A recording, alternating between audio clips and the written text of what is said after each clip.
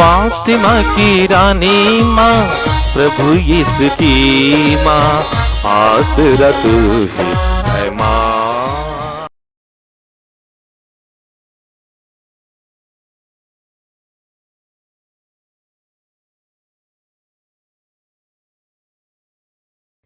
पहला पाठ प्रेरित चरित्र अध्याय 2 पद संख्याएं 36 से 41 तक। पेंतेकोस्त के दिन पेतरुस ने यहूदियों से यह कहा, इस्राएल का सारा घराना यह निश्चित रूप से जान ले कि जिन्हें आप लोगों ने क्रूस पर चढ़ाया है, ईश्वर ने उन्हीं यीशु को प्रभु भी बना दिया और मसीह भी। यह सुनकर वे मर्माहत हो गए और उन्होंने पेतरुस तथा अन्य प्रेरितों से यह कहा, भाइयों, हमें क्या करना चाहिए? पेतरुस ने उन्हें यह उत्तर दिया, आप लोग पश्चाताप करें। आप लोगों में से प्रत्येक अपने अपने पापों की क्षमा के लिए यीशु के नाम पर बपतिस्मा ग्रहण करें। इस प्रकार आप पवित्र आत्मा का वरदान प्राप्त करेंगे, क्योंकि वह प्रतिज्ञा आपके लिए तथा आपकी संतान के लिए है और उन सबों के लिए जो अभी दूर है और जिन्हें हमारा प्रभु ईश्वर बुलाने वाला है। पेतरुस ने और बहुत सी बातों द्वारा साक्ष्य दिया और यह कहकर उन्हें उपदेश दिया कि आप लोग अपने को इस विधर्मी पीढ़ी से बचाए रखें। उन्होंने पेतरुस की बातें मानकर बपतिस्मा ग्रहण किया। उस दिन लगभग 3000 लोग शिष्यों में सम्मिलित हो गए। प्रभु की वाणी। ईश्वर को धन्यवाद। वचन अनुवाक्य। पृथ्वी प्रभु के प्रेम से भरपूर है। पृथ्वी प्रभु के प्रेम से भरपूर है। प्रभु का वचन सच्चा है, उसके समस्त कार्य विश्वसनीय है, उससे धार्मिकता तथा न्याय प्रिय है। पृथ्वी उसके प्रेम से भरपूर है। अनुवाक्य। पृथ्वी प्रभु के प्रेम से भरपूर है। पृथ्वी प्रभु के प्रेम से भरपूर है। प्रभु की कृपा दृष्टि अपने भक्तों पर बनी रहती है, उन पर जो उनके प्रेम से यह आशा रखते हैं कि वह उन्हें मृत्यु से बचाएगा और अकाल के समय उसका पोषण करेगा। अनुवाक्य। पृथ्वी प्रभु के प्रेम से भरपूर है। पृथ्वी प्रभु का प्रेम से भरपूर है। हम प्रभु की राह देखते रहते हैं, वही हमारा उद्धारक और रक्षक है। हे प्रभु, तेरा प्रेम हम पर बना रहे, तुझ पर ही हमारा भरोसा है। अनुवाक्य। पृथ्वी प्रभु के प्रेम से भरपूर है। पृथ्वी प्रभु के प्रेम से भरपूर है। जय घोष। हालेलुया। यह प्रभु का ठहराया हुआ दिन है। हम आज प्रफुल्लित होकर आनंद मनाएं। हालेलुया। प्रभु आप लोगों के साथ हो और आपकी आत्मा के साथ। संत यूहन्ना के अनुसार प्रभु यीशु ख्रिस्त का पवित्र सुसमाचार समाचार। हे प्रभु तेरी महिमा हो।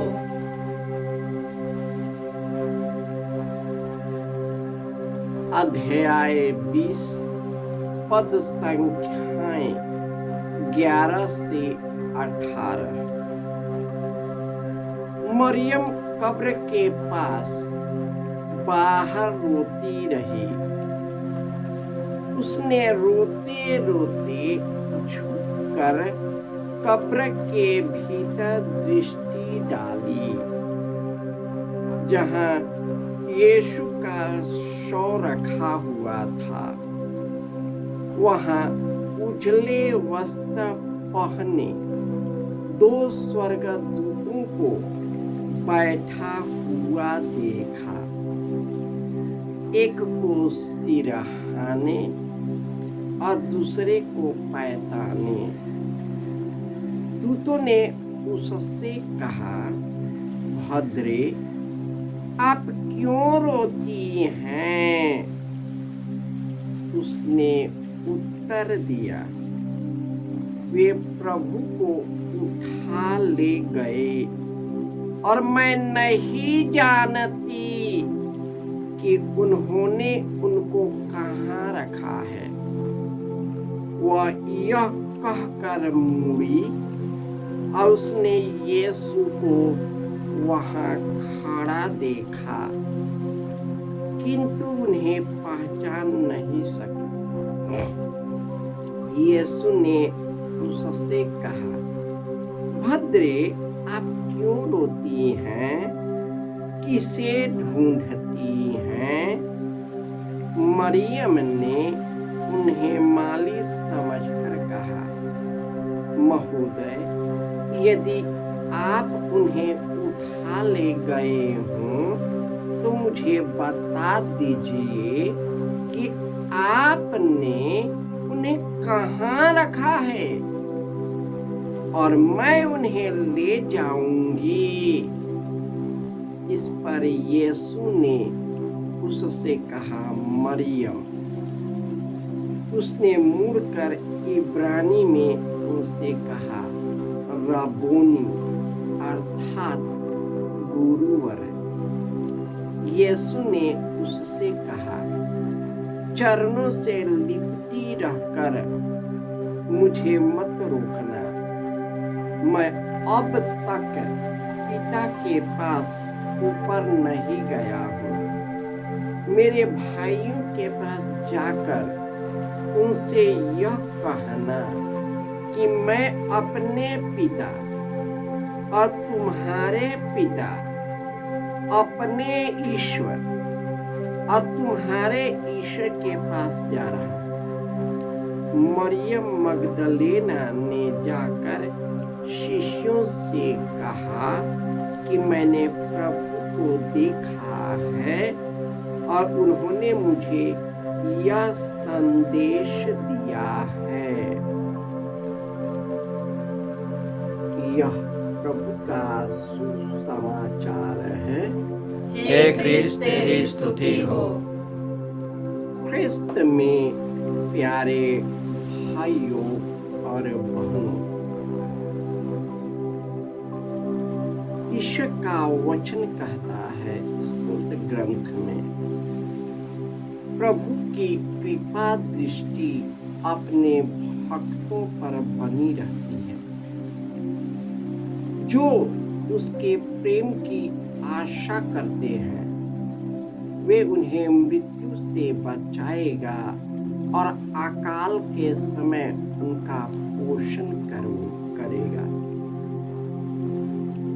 प्रभु यीशु अपने जीवन काल में अपने पिता की भक्ति की। वह अपने पिता से जुड़े रहते हैं प्रार्थना में। जब जब संकट आया, उन्होंने और बहुत ही चुनौतीपूर्ण प्रार्थना की। अपने मृत्यु से पहले जब उन्हें पता चला कि अब मेरा समय आ गया, उन्होंने गेतसमनी के बाड़ी में मुंह उनके बल गिरकर रात भर प्रार्थना। कहा जाता था कि वे तड़के उठते थे और अपने पिता से जुड़ जाते थे और वे ईश्वर के लिए, अपने पिता के लिए समय निकालते थे। यही कारण है कि यीशु जहां जहां जाते थे उसके अंदर से पिता की कृपा निकलता था, पवित्र आत्मा की शक्ति निकलती थी। वे जिस पर हाथ रख देते थे वे स्पर्श कर जा, या कोई उसे स्पर्श करता था वे लोग भले चंगे हो जाते थे। ईश्वर ने अपने जीवन काल में यीशु कई लोगों को ईश्वर के राज्य का संदेश सुनाया, पापियों को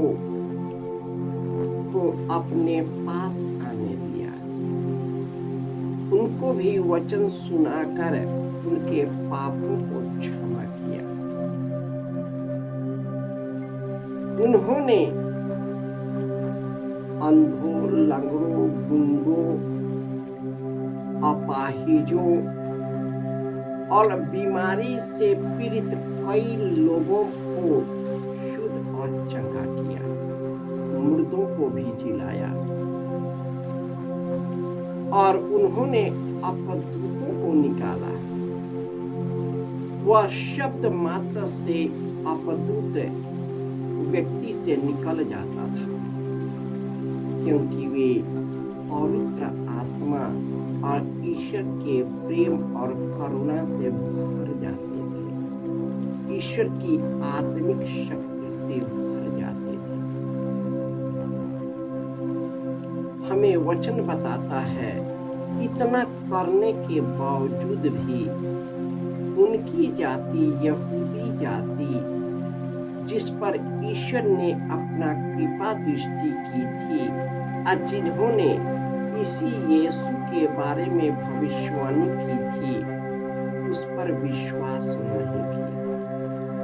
उस पर इसलिए विश्वास नहीं किया क्योंकि उनके कर्म बुरे थे, वे अपने आप में लिपटे रहते थे, धर्म विधियों का पालन करते थे, लेकिन उनके हृदय में ईश्वर का प्रेम नहीं रहता था। वो ईश्वर की ज्योति को अपने आप में आने नहीं देते थे। यही कारण कि दंडाज्ञा का कारण यह हुआ कि ज्योति संसार में मनुष्य के बीच आई, परंतु मनुष्य ने ज्योति की अपेक्षा अंधकार को अधिक पसंद किया क्योंकि उनके कर्म बुरे थे। इस तरह उन्होंने यीशु को बेरहमी से मार दिया और उन्होंने एक कब्र में डाल दिया।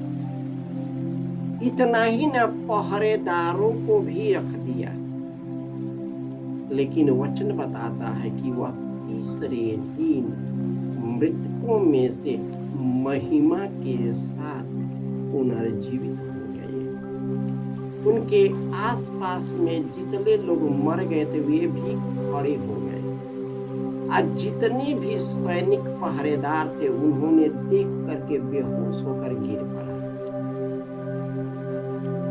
और उसी समय मरियम जब कब्र के पास देख गई तो उसने यीशु के शरीर को न देखकर वह बिलख बिलख कर रोने लगी। रोते हुए अंदर गई और उसने 2 स्वर्गदूतों को देखा जिन्होंने कहा था कि यीशु जी गया है। अब जब वे वहां से दरवाजे पर आए, यीशु उसी के सामने खड़े हो गए। जीवित यीशु उनके सामने खड़े हो गए और उसने उससे कहा मरियम।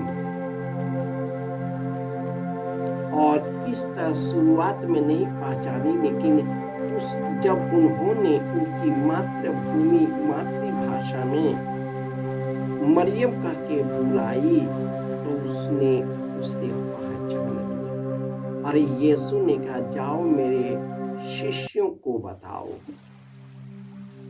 और इस तरह जब उनके शिष्य जिन्हें 40 दिनों तक दर्शन देते रहे विविध रूपों में, पेंतेकोस के दिन जब पवित्र आत्मा उस पर उतर गया, वे सभी ईश्वर के ज्ञान से भर गए। यीशु 3 वर्षों में जो कुछ किया उसको अच्छी तरह समझने लगे। उसी समय पेतरुस खड़ा हो गया और वह लोगों के सामने आकर कहा, इस्राएल का सारा घराना यह निश्चित जान ले कि जिन्हें आप लोगों ने क्रूस पर चढ़ाया था, ईश्वर ने उन्हीं को प्रभु भी बना दिया और मसीह भी बना दिया। वे सामर्थ्य के साथ मृतकों में से जी उठा। और लोगों ने कहा, मैं क्या करूं? पश्चाताप करो और उसके नाम पर बपतिस्मा का मतलब है उनको ग्रहण करना, उसके सामर्थ्य को ग्रहण करना। आज प्रभु यीशु हम लोगों को, विशेषकर जो दुखी है, लाचार है, परेशान है, उनका पुनरुत्थान इससे निकलने की शक्ति देता है, दुखों से निकलने की शक्ति देता है। यीशु इसी दुख के मार्ग पर होकर मृत्यु के दरवाजे जाकर उसने मृत्यु को पछाड़ किया।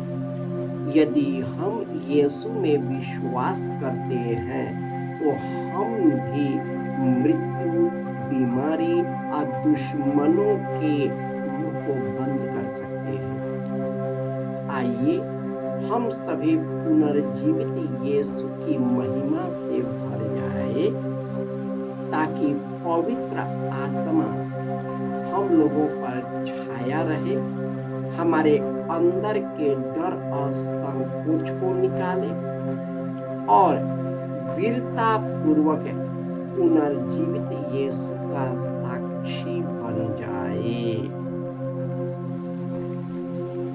जय यीशु।